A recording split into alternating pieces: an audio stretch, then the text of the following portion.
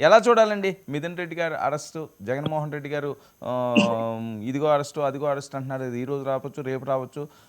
Charge షీట్లో కూడా ఆయన పేరు వేశారట. ఇప్పుడు మళ్ళీ భారత్ గారు కూడా ఆవిడేదో మానిటరింగ్ చేశారు. అన్ని వేల కోట్లు ఎవరు చేయగలరు, 1,00,000 కోట్ల రూపాయలు అంటారు. ఇంతకుముందు చాలాసార్లు విన్నాం వార్తల రూపంలో కూడా, కంటైనర్లో డబ్బు వెళ్ళిపోతున్నది అంటే ఏంట్లే ఏదో జగన్మోహన్ రెడ్డి గారి మీద ఇలాగే మాట్లాడతారు అనుకున్నాం.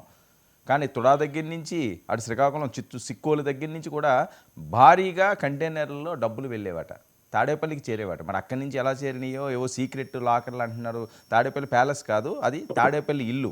వాళ్ళు అనుకుంటారు అది టీడీపీ వాళ్ళ వెర్షన్, అది ప్యాలెస్ అని. పెద్దగా ఉన్నదాన్ని ప్యాలెస్ అంటారులేండి, అందులో బూత్ ఏమీ లేదు కూడా అని. అది అదే రాంగ్ ఏం కాదు. వర్మ గారు, మీరు ఎవరన్నా చూస్తే ప్యాలెస్ లాగానే అదే అదే ప్యాలెస్ అంటారు లేండి, పెద్ద పెద్ద ఇల్లు ప్యాలెస్. అది ప్యాలెసేనండి. ఇప్పుడు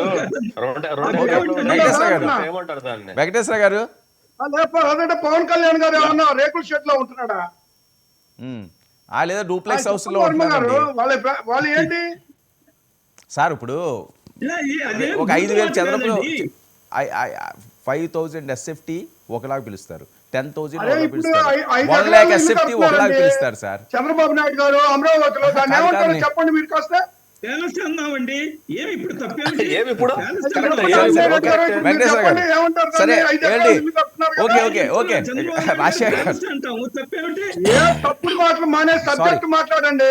సరే సరే రాజశేఖర్ గారు ఏముందిలేండి, నార్మల్గా ఇందులో పెద్దగా సీరియస్ తీసుకోవాల్సిన అవసరం ఏంటి. జగన్మోహన్ రెడ్డి గారి ఇంట్లో ప్రత్యేక గదులు ఏర్పాటు చేశారట, లాకర్లు ఏర్పాటు చేశారట, మానిటరింగ్ చాలా పెద్ద తలకాయ చేశారట, అది భారతీయ గారు కూడా అయ్యిందట. ఇవన్నీ వస్తున్న వార్తలు. వెంకటేశ్వర గారు ఇస్తానండి, మీకు ఇస్తాను, ఆయన అయిపోయి ఇస్తాను. వెంకటేశ్వర గారు రెస్పాండ్. వరం గారు, మీకు అలానే ప్యానెల్లో ఉండే పెద్దలందరికీ కూడా నమస్కారం.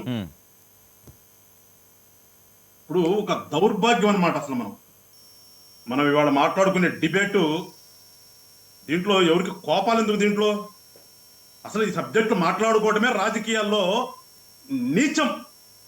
రాజకీయ నాయకులను చెప్పుకునే వాళ్ళందరూ కూడా సిగ్గుపడాలి. వాళ్ళ మనం ప్రజల కోసం, రాష్ట్రం కోసం మాట్లాడుకోకుండా దొంగతనం చేశాడు, వీడు కొట్టేశాడు అని దాని గురించి మాట్లాడుకుంటున్నామంటే ఎవరు సిగ్గుపడాలి? ప్రజలు సిగ్గుపడాలా? మనం నిజంగా ఇక్కడ కూర్చుని టీవీల ముందు కూర్చుని మాట్లాడుకునే వాళ్ళగా, లేదంటే లోపల ఉన్న వాళ్ళు కానీ మీరు రాజకీయాలు చెప్పుకునే వాళ్ళకి సిగ్గుపడాలా? ఇవాళ కోపాలు కదా కావాల్సింది. మనం దామోదరం సంజయ్ గారు సీఎం చేశాడు, ప్రకాశం పంతులు గారు సీఎం చేశాడు, చనిపోయేటప్పుడు తినడానికి కూడా తిండి లేదు. ఇవాళ మనకెందుకు కట్టుకున్నారు? సరే సంపాదించారు, కట్టుకున్నారు, వాటి అది కాదు కదా, దాని గురించి కూడా కోపం పడాల్సిన అవసరం లే. కానీ ఇవాళ పార్లమెంట్ ఇవాళ నుంచి మొదలైంది. ఇవాళ పార్లమెంట్ మొదలైతే పార్లమెంట్ సభ్యుడు కూడా నిన్న జైలుకి వెళ్ళారు. సిగ్గుతో తల వంచుకోవాలి. రాజకీయ నాయకులు చెప్పుకునే వాళ్ళం కానీ, రాజకీయ అలాంటి వాళ్ళు ఉన్నటువంటి పార్టీ కానీ ముందు సిగ్గుపడాలి. దాని గురించి వదిలేసేసి మనం ఎందుకు ఇక్కడ ఏదో జరగలేదు, అవ్వలేదు, ఏం జరగకుండా అవుతాయా? ఒక పాలసీ తీసుకున్నారు, ఆ పాలసీకి రెస్పాన్సిబిలిటీ ఎవరు? ఎందుకు తప్పుడు కేసు అనుకుంటున్నారు? ఎట్లా తప్పుడు కేసు అవుతుంది?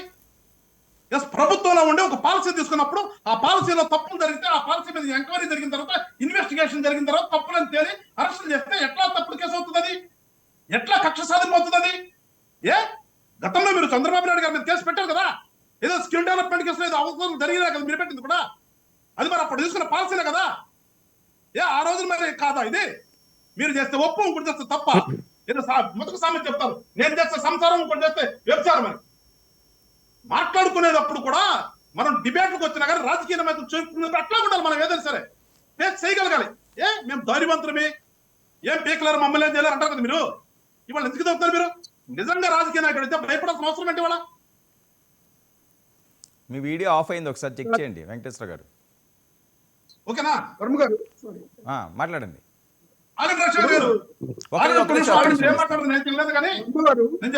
ఒక్క నిమిషం ఇస్తాను రాజశేఖర్ గారు. ఇవాళ రాష్ట్రంలో రెస్పాన్సిబిలిటీ తీసుకోవాలి.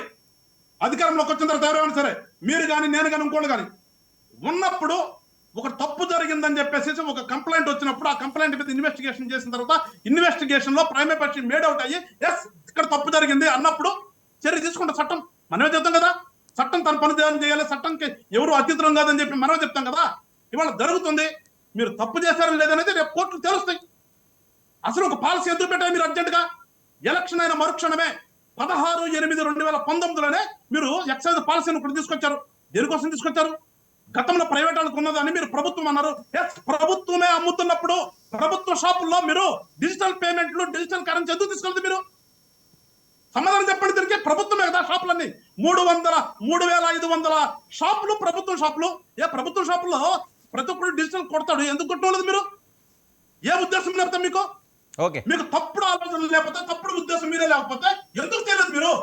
అసలు 16/8 తీసుకోవటం ఎందుకు?